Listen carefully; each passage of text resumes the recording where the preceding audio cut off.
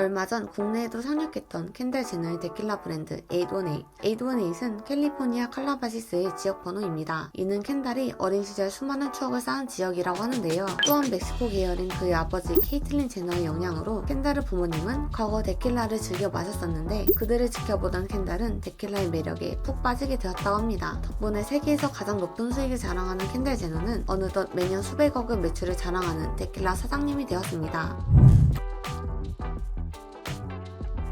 그동안의 주류 사업은 주로 남성 위주였고 여성은 주로 화장품 사업 혹은 의류 사업을 주도해왔습니다. 이런 사회적 분위기에 의문점을 가진 켄달은 남성들이 지배하는 주류 산업 속 여성이 주도하는 브랜드를 개발하여 사회적으로 환경적으로 책임감을 가진 기업을 만들고 싶었다고 합니다. 카다시안 리얼리티 쇼 출신 모델이라는 꼬리표가 싫어 성을 바꿀 고민까지 했다는 켄달의 사연은 아주 유명한 일화이죠. 수많은 유명인들이 자신의 이름을 하나의 마케팅 방식으로 사용하는 반면 그들과 전혀 다른 성향을 가진 켄달은 자신의 이름이 아닌 818의 이름으로 사업을 시작하였습니다. 익명으로 출시된 818 데킬라는 세계적인 데킬라 블라인드 테스트에도 우승을 거뒀으며 그 외 43개의 블라인드 테이스팅 상을 수상하기도 하였습니다.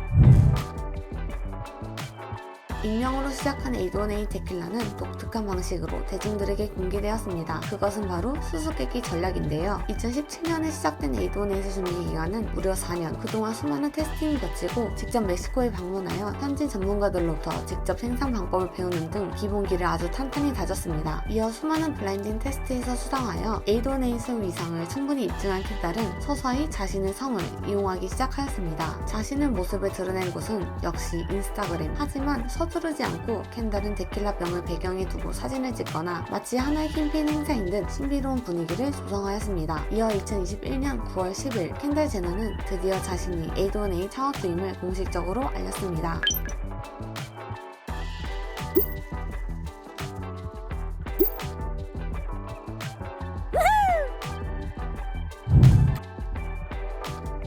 시작부터 예사롭지 않았던 818은 특별하고 독특한 방식으로 818을 알립니다. 역시나 개성이 중요한 법인가요? 켄달의 친동생 카일리 제너가 자신의 코스메틱 사업을 TV 광고가 아닌 오직 SNS 마케팅으로 색다른 방식으로 큰 성공을 거둔 것처럼 켄달은 직관적 체험과 팬들과의 직접적 소통 방식을 통해 818을 알렸습니다. 켄달은 녹색 트럭인 캐니의 데킬라 배송 서비스를 통해 로스앤젤레스의 거리를 돌며 직접 자신의 데킬라를 나눠주었습니다.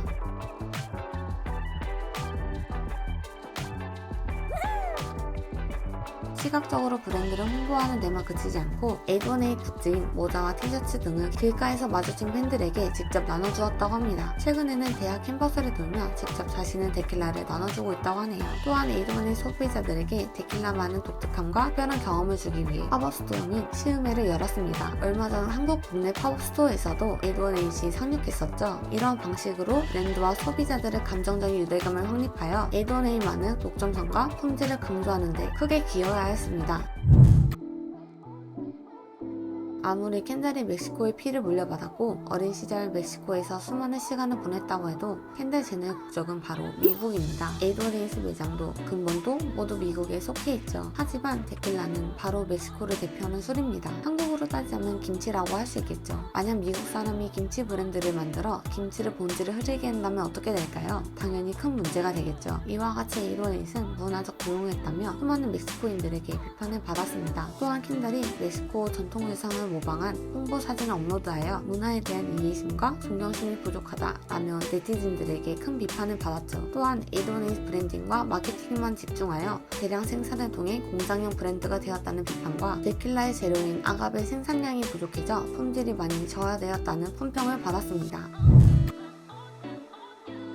데킬라 언니에 이어 보드카 동생이 옵니다. 켄달 제너의 신동생 카일리 제너는 오는 3월 21일 보드카 브랜드 스프린터를 런칭한다고 합니다. 과일 주스처럼 달콤한 보드카 소다로 맛은 블랙체리, 복숭아, 자몽, 라임 등 4가지 맛으로 구성되어 있고 보다 특별한 점은 100칼로리 이하의 저칼로리 술이라고 합니다. 마치 한국의 이슬 똑똑이 생각나는데요. 무엇보다 저칼로리라니 정말 신선한 아이디어라고 생각합니다. 카일리 제너의 주류 사업은 어떻게 될지 궁금하네요. 그렇다면 지금까지 새로운 주류 사장님이 된 카일리 제너의 이야기와 슈퍼모델에서 데킬라 사장님이 된 켄달 제너의 이야기였습니다.